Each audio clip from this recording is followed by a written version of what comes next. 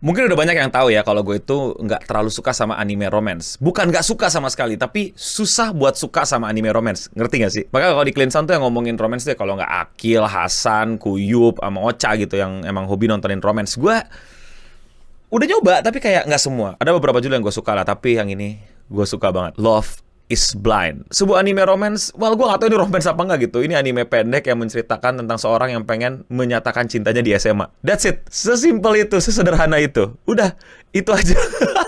Gak ada yang kayak gimana-gimana, udah gitu aja beneran. Tapi menurut gue ini adalah cerita yang sederhana banget, luar biasa indah, yang paling gue suka dari 1720 lah minimal di buku pertamanya Fujimoto. 1720 gak sih yang pertama tuh? Dan gue udah nonton animenya di Tatsuki Fujimoto 1726 dan gue suka banget, indah banget, seru banget, bahkan lebih bikin gue nangis dan ketawa dibandingkan gue baca manganya. Jadi ini anime tentang apa sih, No? Dan kenapa lu pada mesti nonton, dan mungkin lu pada juga punya interpretasi terhadap anime ini yang berbeda. Spoiler alert nggak tahu lah ini ada spoiler apa enggak, karena nggak yang terlalu plot twistnya Fujimoto, tapi gue suka banget. Jadi tentang apa sih?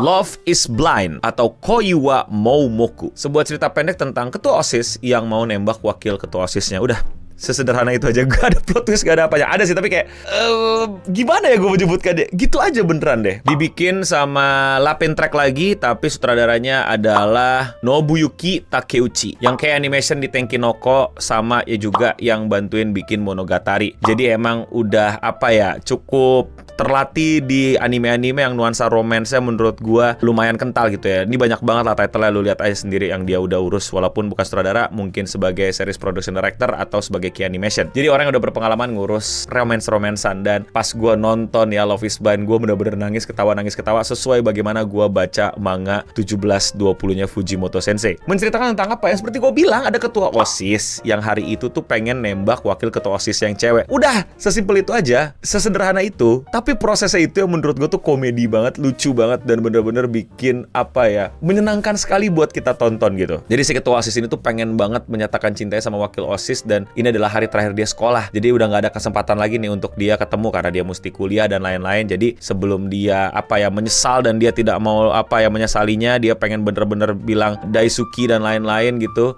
Aishiteru, dia pengen bilang hari itu. Tapi somehow di hari itu banyak banget halangannya. Banyak banget yang bikin dia mengganggu untuk menjadi seorang apa ya penembak gitu loh. Nah di manga tuh digambarkannya dengan sangat lucu dan kocak banget penggambarannya. Gue suka banget, gue bener-bener kayak anjir apa anda. Dan di anime di elevate dengan bagus banget, apalagi dengan iringan musik jazz yang gue nggak I have no about music, knowledge musik gue zero banget, tapi kayak entah kenapa tuh jazznya kayak gitu, kayak dibikin kayak apa ya, progresi cerita kayak gitu segala macam cepet. Itu bener-bener kayak luar biasa sekali, menikmati banget, indah banget. Jadi bener-bener jadi lucu sedih jadi sampai kayak apaan sih gitu loh. Momen pertama yang bikin bete tuh yang tiba-tiba diganggu sama gurunya, cetek gitu kan. Terus tiba-tiba dibilang, kamu jangan pulang dulu kan, kamu ketua OSIS bla bla bla bla bla, ini urusan sekolah, kamu harus bantu dan lain-lain. Terus ketua OSISnya bilang, Imada, saat ini itu bukan prioritasku. Terus tiba-tiba kayak ada api, terus lebay gitu lah, kayak lebay bercandaan shonen gitu lah si Fujimoto Sensei itu. Kayak tiba-tiba gurunya kayak, ini orang ngeluarin haki apa gimana gitu. Kok gue jadi melihat tadi mata seorang pria yang gak bisa digoyahkan gitu keyakinannya dan diganggu waktunya gitu. Sampai gurunya bilang, daijobu, terus mereka jalan gitu. Tapi yang gue suka adalah proses yang dimana ya si cowok ini susah untuk ngomong, susah untuk nyatakan cintanya, susah untuk bilang isi hati dia ke cewek itu. Itu menyenangkan banget, Ben. Gak kayak Rena Girlfriend, sumpah, yang kayak sorry, tapi intinya adalah ini bener-bener kasmaran cinta anak SMA yang sangat-sangat indah gitu. Terus tiba-tiba dia bilang, gak ada yang bisa ngentiin gua, ini cuacanya cerah, ayo pulang bareng. Ayo, jeber, cuacanya hujan. Mereka berdua harus neduh. Terus udah pede nih, mau menyatakan cinta nih, udah siapin. Takut nyesel nih, bahkan penggambaran kayak bagaimana ada hiu besar yang isinya cinta gitu. Kayak ada perasaan cinta yang gede banget tapi bergerak lambat dan takut meledak gitu ya. Pas pengen nyatain tiba-tiba ada maling. Serahin duit tuh. Kayak random banget, kayak what gitu loh, kayak why? Kenapa tiba-tiba ada maling? Fujimoto, what the hell man? Tiba-tiba ada maling gitu, serahin gitu. Terus ceweknya bingung, cowoknya bingung segala macem. Terus cowoknya langsung telanjang, jebret, bilang, Ibada, Itu bukan prioritasku. Ini seragam sekolah gue, lu jual, lu jadi duit. Sampai si Baliknya bingung kayak gitu. Terus Balik pengen ngomong lagi, oke, gak ada yang bisa lagi ngalangin gue untuk nyatain cinta. Gak ada orang lagi yang bisa ngalangin gue untuk ngomong ke wakil ketua OSIS ini. Wakil ketuanya juga geblek banget yang kayak ots, yang kayak orang penurut lebay gitu loh. Tahu-tahu alien datang invasi bumi. Ya, kamu dengar kalimat ini dengan sangat baik dan jelas. Tiba-tiba setelah diganggu maling yang mau ngerampok dan dikasih seragam, alien nginvasi bumi. What? Apaan banget kan, kayak hah? Gimana kayak hah? Apa sih? Gitu loh kayak. Aliannya bilang, kamu perwakilan bumi, tolong bilang menurut kamu gimana kita mau jadiin bumi terminal gitulah segala macam, sampai diunjukin blueprintnya dan lain-lain. Di manga nggak ada by the way. Dia niatin diunjukin 3D printingnya segala macam, mau dibikin ini hologramnya segala macam. Terus tiba-tiba dia bilang, kalau kamu setuju ya udah deh, aku akan abisi maut manusia. Kalau kamu nggak setuju ya kita diskusikan gitu. Terus si ketua OSISnya bilang, Imada, prioritasku bukan itu. Sampai wakil ketua OSISnya bilang, ini dunia akan hancur, tapi prioritasku bukan itu. Gitu, kayak tiba-tiba api biru merah.